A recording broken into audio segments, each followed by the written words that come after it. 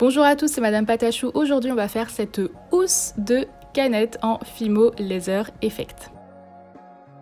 Donc pour ceci, vous allez prendre la couleur noisette donc de Fimo Laser Effect, la 779. Donc vous allez prendre tout le pain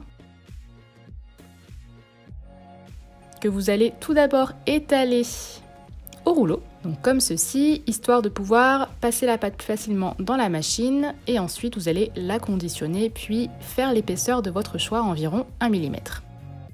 Ensuite je vais prendre cette plaque de texture croco parce que j'adore, de Graines Créatives. Et vous avez ces petits patrons, donc je vous les mets en barre d'infos, mais sachez qu'il va falloir couper un petit peu plus large au niveau du patron. Donc il va falloir prendre un carré et ajouter à peu près 1 cm de chaque côté, vous allez voir pourquoi. Donc bien sûr, vous n'oublierez pas de refaire des trous ou alors vous les ferez après, en fait quand vous aurez cuit la Fimo, c'est tout à fait possible aussi. Donc moi je les fais là maintenant pour vous montrer. Ensuite, je prépare ma pâte sur une plaque de texture, donc la croco que je vous ai montré tout à l'heure.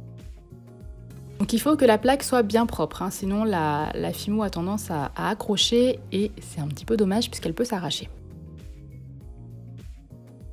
Ensuite, je prends mon gabarit et je viens couper tout autour et faire les trous. Donc dans votre cas à vous, soit vous faites les trous, voilà, comme je vous l'ai dit à ce niveau-là, ou soit vous les ferez après la cuisson avec une aiguille. Donc il faut faire 2 plaques carrées et une petite plaque ronde pour le dessous. Donc pour le dessous, pas la peine de changer la mesure puisque c'est vraiment la mesure du dessous d'une canette normalement. Mais comme la Fimo Laser en fait a tendance à rétrécir à la cuisson, c'est pour cela que je vous dis d'ajouter 1 cm avant de chaque côté sur les carrés. Donc vous mettez tout ça au four 30 minutes à 130 degrés. Une fois que c'est cuit, on va venir ajouter une meilleure texture de cuir en mettant de la peinture acrylique noire. Donc on en met vraiment partout, mais principalement dans les creux, hein, c'est vraiment ce qu'on recherche. Et aussi hein, sur le dessus pour que vraiment ça se mette dans tous les petits trous.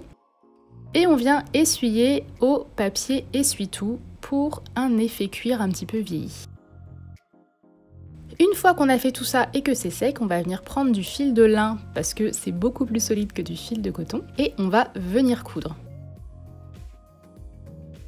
Donc je vais coudre en croix, donc ce que j'ai fait c'est que j'ai d'abord cousu à chaque fois en décalant de 1 point et ensuite je suis venue recoudre dans l'autre sens.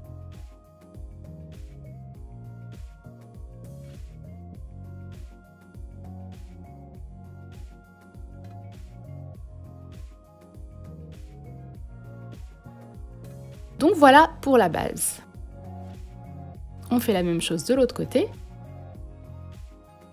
Et ensuite, on va ajouter le dessous, bien entendu.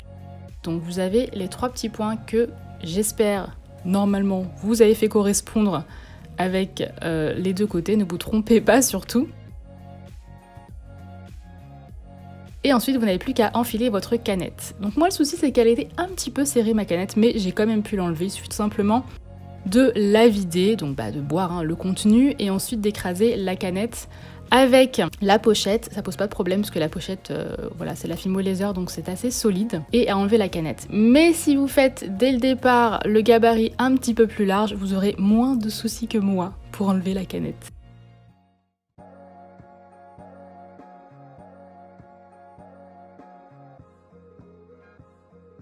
En tout cas, j'espère que ce tuto vous a plu et que vous n'aurez plus jamais froid aux mains en buvant une canette bien fraîche.